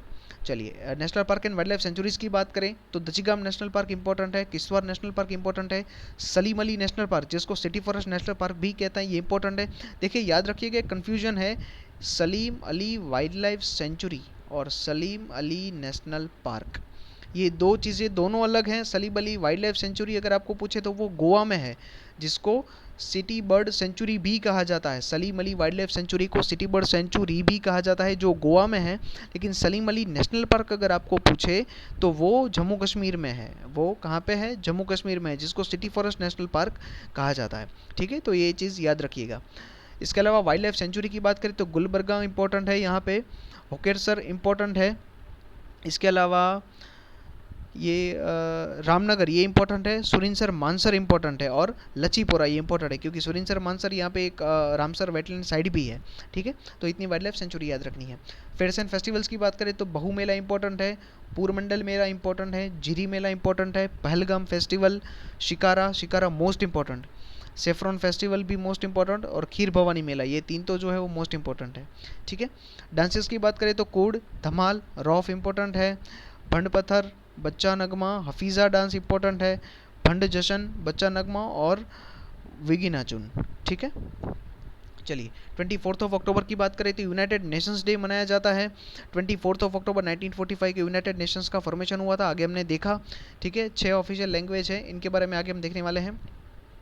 2020 की थीम क्या थी यूनाइटेड नेशंस डे की? The future we want, the UN we need, reaffirming और कलेक्टिव कमिटमेंट टू मल्टीलेटरलिज्म।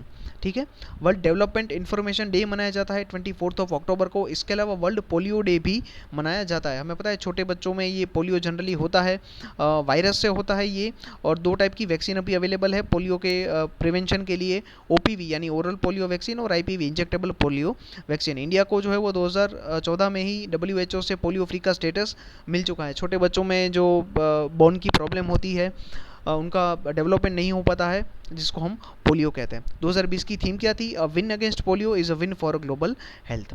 ठीक है, इसके अलावा 64th धम्मचक्र प्रवर्तन डे 2020 को मनाया गया नागपुर में, महाराष्ट्र में, ऑन विजयादशमी के दिन, दशहरा के दिन जो है वो ये दिन मनाया जाता है। क्यों? क्योंकि अक्टूबर 1956 में जो हमारे BR आम्बेडकर जी थे, उन्होंने अपने 6 लाख जो अनुयायी उनके फॉलोअर्स थे, उनके साथ जो है वो बौद्ध धर्म का अधिग्रहण किया था। उन्होंने बुद्धिस्ट जो है वो कन्वर्जन किया था, बौद्ध धर्म में जो है वो अपना कन्वर्जन किया था अपने 6 लाख फॉलोअर्स के साथ। और इसी दिन को जो है वो धम्मचक्र प्रवर्तन डे मनाया जाता है। दीक्षा भूमि जो एक जगह थी नागपुर में, वहाँ पे ये दिन मनाया जाता है। ठीक है, चलिए यूएन के बारे में बात करेंगे तो चार्टर 26 जून को साइन हुआ और 24 अक्टूबर को हम यूएन दिवस मनाते हैं। हेडक्वार्टर न्यूयॉर्क में है। 193 मेंबर कंट्रीज़ हैं, 2 ऑब्जर्वर कंट्रीज़ हैं, 6 ऑफिशियल लैंग्वेज है, Arabic, Chinese, English, French, Russian और स्पेनिश। सेक्रेटरी जनरल अभी एंटोनियो गुटरेस हैं और डिप्टी सेक्रेटरी जनरल अमीना जे मोहम्मद जी है। यूनाइटेड नेशंस सबसे पहले किसने ये जो है वो वर्ल्ड जो है वो जिसका आइडिया आया, तो तब USA के प्रेसिडेंट हुआ करते थे फ्रैंकलिन डी रूजवेल्ट। उन्होंने जो है वो UN का आइडिया दिया कि ऐसी कोई इंटरनेशनल लेवल पे संस्था होनी चाहिए जो सारी कंट्री के बीच में कोऑर्डिनेशन करे, और सारे कंट्रीज़ हैं उनकी एक पेरेंट ऑर्गेनाइजेशन के रूप में एक संस्था स्थापित होनी चाहिए। तो यूनाइटेड नेशंस जो है वो नेम कॉइन किया गया फ्रैंकलिन डी रूजवेल्ट के द्वारा, जो अमेरिका के राष्ट्रपति थे। इसके बाद जो 1942 में टोटल 26 नेशन थे, उन्होंने एक डिक्लेरेशन जो है वो साइन किया, और उसके बाद एक कॉन्फ्रेंस हुई, United Nations conference on international organization. 1945 में ये कॉन्फ्रेंस हुई, जैसा मैंने आपको कहा था ये UN चार्टर जो ये कॉन्फ्रेंस हुई थी सैन फ्रांसिस्को में, ये कॉन्फ्रेंस हुई थी। ये भी आपसे पूछते हैं, सैन फ्रांसिस्को USA में कॉन्फ्रेंस हुई, वहाँ पे 50 कंट्रीज़ ने जो है वो एक चार्टर साइन किया 26 जून को। इसका इंडिया भी एक पार्ट था, याद रखिए UN के फॉर्मेशन का एक इंडिया भी एक पार्ट था। इस 50 कंट्रीज़ का इंडिया भी एक पार्ट था। मेन ऑर्गन्स के बारे में, कुछ संस्था के बारे में बात कर लेते हैं संयुक्त राष्ट्र की, यूनाइटेड नेशंस की। तो यूनाइटेड नेशंस जनरल असेंबली हमें पता है, UNGA जिसको हम कहते हैं, यूनाइटेड नेशंस जनरल असेंबली। ठीक है, यूनाइटेड नेशंस सिक्योरिटी काउंसिल हमें पता है 5+10 इतने मेंबर होते हैं। 5+10 क्यों? 5 परमानेंट मेंबर्स है और 10 जो है वो नॉन परमानेंट मेंबर है। इंडिया इसमें नॉन परमानेंट मेंबर है, इंडिया जो है वो नॉन परमानेंट मेंबर है। इंडिया परमानेंट मेंबर नहीं है, 5 कंट्रीज परमानेंट मेंबर है, इंडिया नॉन परमानेंट मेंबर है, और ऐसा करके 15 जो है वो यूनाइटेड नेशन सिक्योरिटी काउंसिल के मेंबर है। इसके अलावा इकोनॉमिक एंड सोशल काउंसिल, इकोसोक जिसको हम कहते हैं, trusteeship council, international court of justice जिसका हेडक्वार्टर कहाँ पे? हैग में है, नीदरलैंड, हैग में, नीदरलैंड में इसका हेडक्वार्टर है।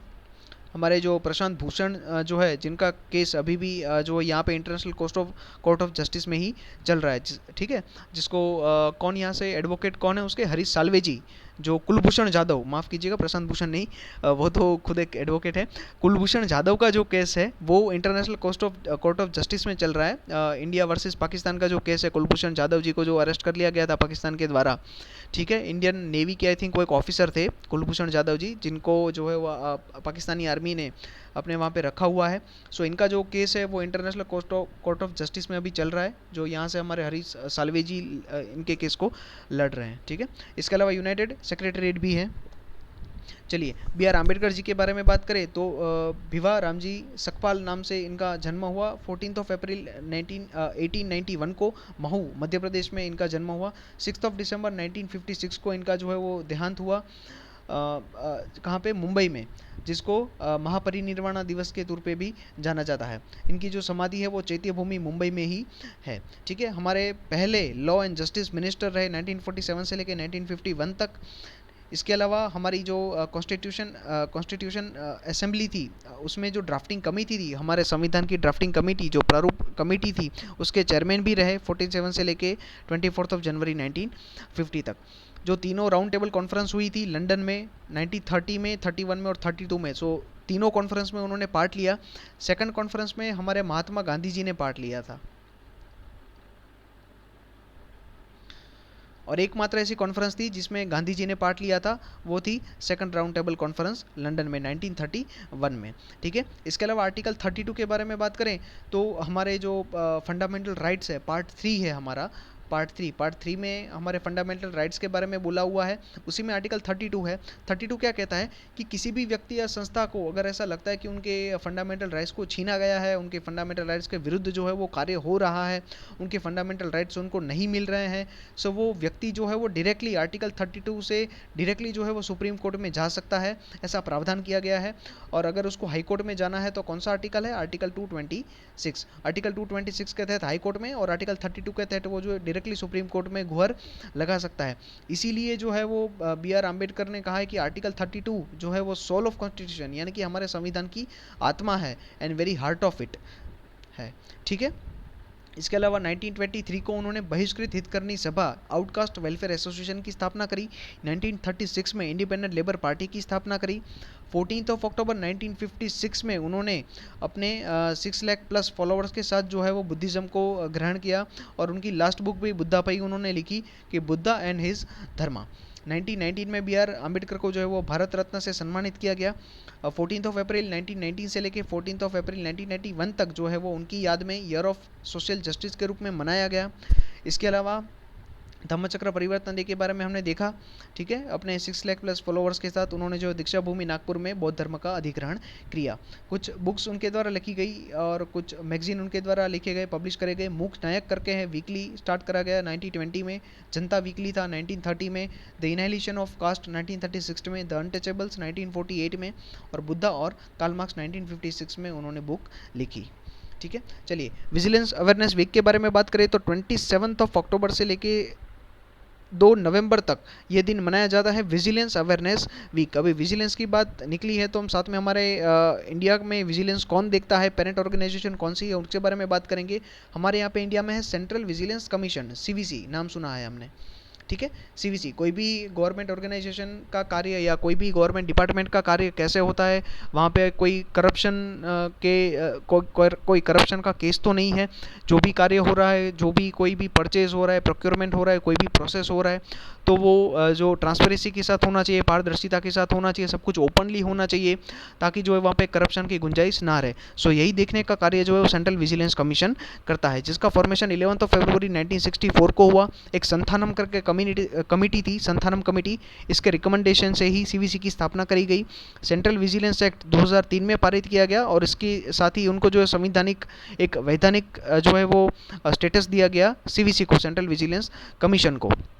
टोटल 3 मेंबर होते हैं, उसमें से एक जो है वो चेयरमैन होते हैं जिसको हम चीफ विजिलेंस कमीशन कहते हैं, और दूसरे 2 मेंबर जिसको सेंट्रल विजिलेंस कमिश्नर कहा जाता है, जो 2 से ज़्यादा नहीं होने चाहिए। यानी मैक्सिमम जो है वो सीवीसी में 3 मेंबर हो सकते हैं, 3 कमिश्नर्स हो सकते हैं, जिनका टेन्योर 4 साल होता है या 65 है, 2 में से जो भी पहले होगा वो उनका टेन्योर होता है। अपॉइंटमेंट प्रेसिडेंट के द्वारा करे जाते हैं और इसकी रिकमेंडेशन एक कमेटी करती है, जो कमेटी में हमारे प्राइम मिनिस्टर होते हैं, होम अफेयर मिनिस्टर होते हैं कैबिनेट के, और leader of opposition of Lok Sabha. ये 3 लोगों की एक कमेटी होती है जो कमेटी रिकमेंड करती है प्रेसिडेंट को। तीनों जो विजिलेंस कमिश्नर है, तीनों की अपॉइंटमेंट को जो है वो रिकमेंडेशन किया जाता है प्रेसिडेंट को, और प्रेसिडेंट जो है वो उनकी अपॉइंटमेंट करते हैं। चीफ विजिलेंस कमिश्नर अभी कौन है, संजय कोठारी जी करके हैं, याद रखिएगा, ऐसे क्वेश्चन पूछे जाते हैं सीवीसी के बारे में। ठीक है, chief vigilance commissioner Sanjay Kothari ji. Central vigilance commissioner में एक ही जो है वो प्लेस भरी हुई है, जो सुरेश एन पटेल है, और दूसरी प्लेस जो है वो वैकेंट है अभी। 27 अक्टूबर की बात करें तो world day for audio visual heritage मनाया गया। 2020 की थीम थी your window to the world करके। इसके अलावा birth anniversary K R Narayanan ji की मनाई गई। के आर नारायणन जी जिनका बर्थ 27 अक्टूबर 1920 को हुआ था, हमारे भारत के सेकंड मतलब भारत के 9th जो है वो वाइस प्रेसिडेंट थे। 1992 से लेके 1997 तक रहे और 10th प्रेसिडेंट थे 1997 से लेके 2002 तक। और पहले ऐसे प्रेसिडेंट और वाइस प्रेसिडेंट रहे जो दलित कम्युनिटी से बिलोंग करते थे, के आर नारायणन जी। ठीक है, याद रखना है। 27 अक्टूबर की बात करें तो और एक दिन मनाया जाता है northern command 74th infantry day.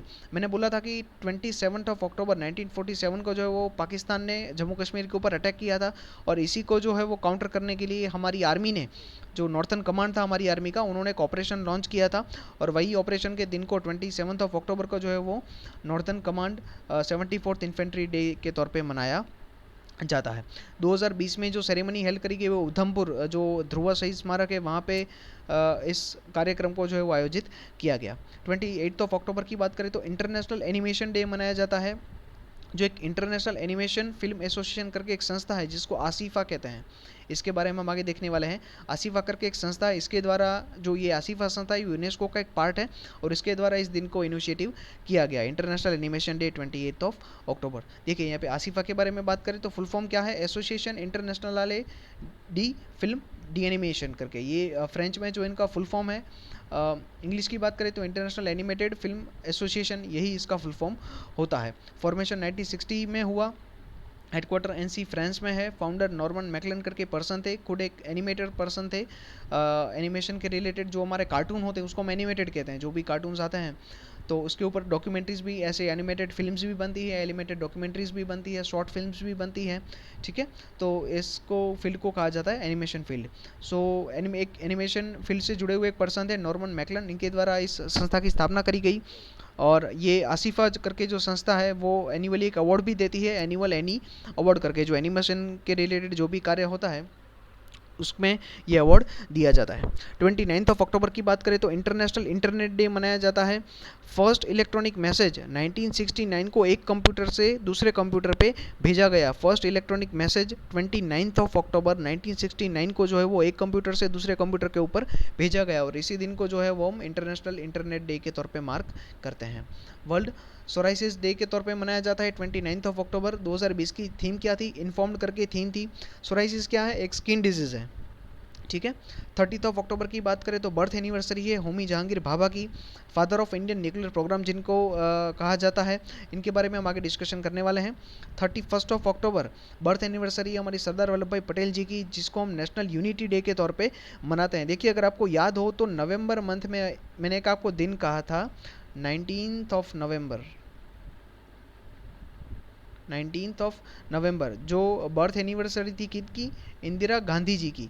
और इंदिरा गांधी जी की बर्थ एनिवर्सरी को इंटीग्रिटी डे के तौर पे मनाया जाता है, इंटीग्रिटी डे।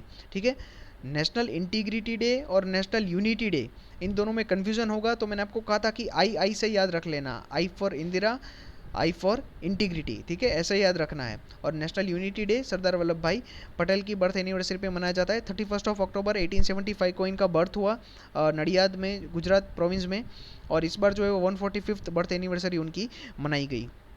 इसके अलावा 31 अक्टूबर को और एक दिन मनाया गया, महर्षि वाल्मीकि जयंती मनाई गई, जिसको प्रगट दिवस के तौर पे भी जाना जाता है। जो पूर्णिमा का दिवस होता है, फुल मून डे ऑफ जो अश्विन मंथ, हमारे हिंदू कैलेंडर के हिसाब से जो अश्विन मंथ होता है उसकी पूर्णिमा को ये दिन आता है और इस बार 31 अक्टूबर को आया। जो हमारे रामायणा जो है इसके लेखक थे महर्षि वाल्मीकि जी, जिनको लाल बेग और बालाशाह के नाम से भी जाना जाता है। देखिए ये आपको नहीं पता होगा, ये कुछ नया आपको जानने को मिला होगा कि वाल्मीकि जी को जो है वो लाल बेग और बालाशाह के नाम से भी जाना जाता है। ठीक है, इसके अलावा डेथ एनिवर्सरी है 31 अक्टूबर को इंदिरा गांधी जी की, भारत की पहली महिला वड़ा प्रधान रही, जिनकी डेथ 31 अक्टूबर 1984 को हुई। इसके बाद उनके जो पुत्र थे राजीव गांधी, वो वड़ा प्रधान पद के ऊपर आए, 2 बार पीएम रही, 1966 से लेकर 77 तक, और दूसरा था 1980 से लेकर 84 तक। वर्ल्ड सिटीज़ डे भी मनाया जाता है 31 अक्टूबर को। ठीक है। चलिए होमी जे भाभा के बारे में बात करेंगे, होमी जहांगीर भाभा के बारे में। तो 30 अक्टूबर 1909 में उनका बर्थ हुआ बॉम्बे में, और 24 जनवरी 1966 में एल्स में उनकी जो है वो डेथ हुई। आईआईसी बेंगलोर के साथ जुड़े हुए थे, वहाँ पे उन्होंने आईआईसी बेंगलोर में कॉस्मिक रे रिसर्च इंस्टीट्यूट की स्थापना करी। इसके अलावा जो हमारे तब तत्कालीन प्रधानमंत्री थे जवाहरलाल नेहरू, उनको न्यूक्लियर प्रोग्राम स्टार्ट करने के लिए उनको कन्विंस किया। इसके बाद जो है वो 1944 में न्यूक्लियर वेपन पे उन्होंने जो है वो कार्य शुरू किया। हमें पता है हमारा पहला जो हमने न्यूक्लियर टेस्ट किया कब किया, 1974 में, 18 ऑफ मई 1947 में किया, जिसका नाम क्या था, स्माइलिंग बुद्धा, स्माइलिंग बुद्धा जिसका नाम था। दूसरा हमने कब किया, 1998 में, उसका नाम क्या था, ऑपरेशन शक्ति। दूसरा किया 1998 में। ठीक है। चलिए, तो ये जो न्यूक्लियर प्रोग्राम था उसके father of nuclear program, father of Indian nuclear program भी उनको कहा जाता है यहाँ पे। ठीक है। उन्होंने एटॉमिक एनर्जी कमीशन जो 1948 था उसमें वो भी उन्होंने सेटअप किया। इसके अलावा Tata institute of fundamental research जो है वो मुंबई में, TIFR जिनको हम कहते हैं, उसका भी फॉर्मेशन किया। इसके अलावा जो ये एटॉमिक एनर्जी कमीशन था उसके पहले चेयरमैन भी वो खुद रहे थे। जो इंटरनेशनल एटॉमिक एनर्जी एजेंसी है वियना में, जिसका हेडक्वार्टर है ऑस्ट्रिया में, याद रखिएगा ऑस्ट्रेलिया नहीं है, ये ऑस्ट्रिया है। इंटरनेशनल एटॉमिक एनर्जी एजेंसी जो इंटरनेशनल लेवल पे जो ये एटॉमिक जो न्यूक्लियर वेपन्स होते हैं उसके प्रमाण को जो है वो मैनेज करने का कार्य वियना की ऑर्गेनाइजेशन करती है, इंटरनेशनल एटॉमिक एनर्जी एजेंसी। ठीक है। जिसका फॉर्मेशन इसका फॉर्मेशन जब किया गया तब पहली बार जो इंडिया के ओर से जो रिप्रेजेंटेशन किया वो होमी जे भाभा ने किया था, होमी जहांगीर भाभा ने किया था। ठीक है। इसलिए उनको father of Indian nuclear program भी कहा जाता है। इनके नाम के ऊपर कुछ संस्थाओं का नाम दिया गया, जैसे होमी भाभा नेशनल इंस्टीट्यूट है, Homi Bhabha centre for science and education है, Bhabha atomic research centre BARC है। ठीक है। इसको हम Bhabha atomic research centre BARC कहाँ पे है, ट्रॉम्बे में है अभी, ट्रॉम्बे बॉम्बे के पास ही है ट्रॉम्बे, वहाँ पे जो इसका हेडक्वार्टर है भाभा एटॉमिक रिसर्च इंस्टीट्यूट, जिसका पहले नाम क्या था, एटॉमिक एनर्जी एस्टेब्लिशमेंट। ठीक है। ये उसका पहले नाम हुआ करता था। अवार्ड्स की बात करें तो एडम प्राइज 1942 में यूनिवर्सिटी ऑफ कैम्ब्रिज के द्वारा इनको सम्मानित किया गया। पद्म भूषण 1954 में दिया गया गवर्नमेंट ऑफ इंडिया के द्वारा, और रॉयल सोसाइटी लंदन के द्वारा fellow of the royal society award भी उनको दिया गया। सरदार वल्लभ भाई पटेल की बात करें तो 31 अक्टूबर 1875 को इनका बर्थ नडियाद प्रोविंस में हुआ गुजरात में। 15 दिसंबर 1950 को जो है वो मुंबई में उनकी डेथ हुई। भारत के पहले डेप्यूटी प्राइम मिनिस्टर रहे, और पहले होम मिनिस्टर भी सरदार वल्लभ भाई पटेल ही थे। उन्होंने जितने भी हमने आगे बात की थी कि 565 प्रिंसली स्टेट थे, उन सभी को इंडिया में जोड़ा, इसीलिए उनको बिस्मार्क ऑफ इंडिया कहा जाता है। इसके अलावा बारडोली जो मूवमेंट चला था, बारडोली सत्याग्रह हुआ था 1928 में, जो सरदार वल्लभ भाई पटेल के नेतृत्व के नीचे ही हुआ था, इसीलिए बारडोली की वहाँ की महिलाओं ने महिला जो भी थी वहाँ पे, उन्होंने उनको सरदार की उपाधि प्रदान करी। ठीक है। उनका एक मोटो था, एक भारत श्रेष्ठ भारत, यानी एक भारत होना चाहिए। इसीलिए इतना बड़ा जो कार्य था 565 प्रिंसली स्टेट को एक साथ लाना, वो इतना बड़ा कार्य उन्होंने किया क्योंकि उनका मोटो ही वही था कि एक भारत श्रेष्ठ भारत। ठीक है। Patron saint of Indian civil servant भी कहा जाता है क्योंकि हमारी जो अखिल भारतीय सेवाएं हैं, जो IAS IPS की जो नेशनल हमारी सर्विसेज हैं, उसका एस्टेब्लिशमेंट भी सरदार वल्लभ भाई पटेल के नेतृत्व में हुआ था। INC के साथ उनका क्या नाता रहा, तो INC की जो गुजरात की विंग थी, गुजरात सभा जिसका नाम था, उसके प्रेसिडेंट रहे। इसके अलावा 1931 का जो कराची वाला सेशन था INC का, उसके अध्यक्ष थे, जहाँ पे गांधी इरविन पैक्ट साइन हुआ था। देखिए गांधी इरविन पैक्ट के बारे में ये भी RRB NTPC में क्वेश्चन पूछा गया है कि गांधी इरविन पैक्ट कौन से साल में साइन हुआ, तो 1931 में साइन हुआ था। कराची अधिवेशन था जिसके अध्यक्ष सरदार वल्लभ भाई पटेल जी थे। ठीक है। 1999 में पोस्टुमसली मरणोपरांत उनको भारत रत्न से सम्मानित किया गया। चलिए इंदिरा गांधी जी के बारे में बात कर लें। 19 नवंबर 1917 को इलाहाबाद में उनका जन्म हुआ और 31 अक्टूबर 1984 को उनकी मृत्यु हुई। तीसरी भारत की जो है वो प्राइम मिनिस्टर थी और पहली महिला प्राइम मिनिस्टर भारत की रही। सबसे पहला टेन्योर 1966 से लेके 77 तक और दूसरा 80 से लेके 84 तक। First female prime minister of India रही। जब वो पॉलिटिक्स में आई तो लोग उनको गूंगी गुड़िया के नाम से जाने जाते थे, लेकिन तब उन लोगों को पता नहीं था कि ये गूंगी गुड़िया क्या है, और बाद में जो है वो इस गूंगी गुड़िया ने अपने रंग दिखाए, और हमें पता है कि 21 महीने की जो है वो नेशनल इमरजेंसी लागू करी 75 से 77 तक, जिसके बारे में आगे हम देखने वाले हैं। उनके और कुछ कार्यों के बारे में बात कर लें जो बड़ा प्रधान पद के ऊपर रह के उन्होंने किए। बैंकों का नेशनलाइजेशन किया 1969 में 14 बैंक का, ये एक बहुत बढ़िया कार्य था। गरीबी हटाओ का नारा दिया। 1971 में इंडिया पाकिस्तान वॉर हुआ जिसमें पाकिस्तान की हार हुई। टोटल 93,000 पाकिस्तानी सैनिक जो थे उन्होंने सरेंडर किया इंडियन आर्मी के सामने, और बांग्लादेश जो है वो इंडिपेंडेंट हुआ। पहला न्यूक्लियर टेस्ट जो पोखरण फर्स्ट जो है वो 18 मई 1974 को हुआ, हमने बात की। स्माइलिंग बुद्धा जिसका नाम था, और दूसरा 1999 को हुआ जिसका नाम क्या था, ऑपरेशन शक्ति, जो अटल बिहारी वाजपेयी जी के नेतृत्व में हुआ था। मतलब तब वो बड़ा प्रधान हुआ करते थे, प्राइम मिनिस्टर भारत के थे 1998 में। 25 जून 1975 को जैसे हमने बात की कि नेशनल इमरजेंसी लगाई गई। इंटरनल डिस्टर्बेंस है, इंटरनल जो है वो पीस नहीं है बिल्कुल भी। इसके रीज़न की वजह से उन्होंने जो है वो नेशनल इमरजेंसी लगाई। आर्टिकल 352 है ना नेशनल इमरजेंसी के लिए, आर्टिकल 352 नेशनल इमरजेंसी के लिए 352 है। आपकी स्टेट इमरजेंसी जिसको कॉन्स्टिट्यूशनल इमरजेंसी भी कहा जाता है उसके लिए 356 है, और फिनेंशियल इमरजेंसी के लिए 360 है, जो आज तक इंडिया में कभी नहीं लगी। फिनेंशियल इमरजेंसी कभी नहीं लगी है, ठीक है। नेशनल इमरजेंसी 3 बार लग चुकी है। सबसे पहले 1962 में लगी थी जब इंडिया चाइना वॉर हुआ था। इसके बाद 1971 में जब इंडिया पाकिस्तान वॉर हुआ, और उसके बाद इंदिरा गांधी जी ने जो है 1975 में लगाई थी, ठीक है। तो ये 3 बार नेशनल इमरजेंसी लगी है। बाकी हर एक स्टेट में तो स्टेट इमरजेंसी तो बहुत बार लग चुकी है, और फिनेंशियल इमरजेंसी अब तक इंडिया में कभी भी नहीं लगी है, ठीक है। तो नेशनल इमरजेंसी उन्होंने लगाई जिसका एंड 21 मार्च 1977 को इसका एंड हुआ। इलेक्शन के related, freedom of press, constitutional right सभी का जो है वो सस्पेंड कर दिया गया था इस 21 महीने की जो राष्ट्रीय कटौकटी जो इमरजेंसी थी उसमें, ठीक है। अवार्ड की बात करें तो 1971 में भारत रत्न से सम्मानित किया गया, और बांग्लादेश फ्रीडम ऑनर भी दिया गया 2011 में, ठीक है। तो चलिए दोस्तों, ये था आज का हमारा इंपॉर्टेंट सेशन जिसमें हमने माफ़ कीजिएगा अक्टूबर मंथ के जो इम्पोर्टेंट डेज थे उसके बारे में हमने डिस्कशन किया, ठीक है। होप कि आपको वीडियो पसंद आया होगा। अगर पसंद आया तो लाइक और शेयर कीजिए, हमारे चैनल को सब्सक्राइब कीजिए।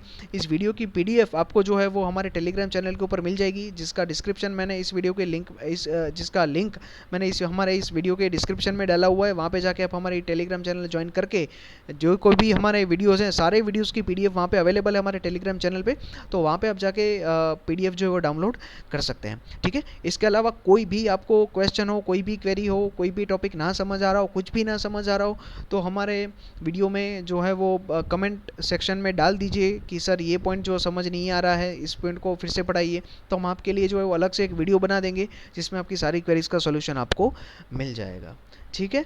चलिए तो दोस्तों आज के लिए इतना ही, मिलते हैं हमारे नेक्स्ट वीडियो में। तब तक जय हिंद, जय भारत।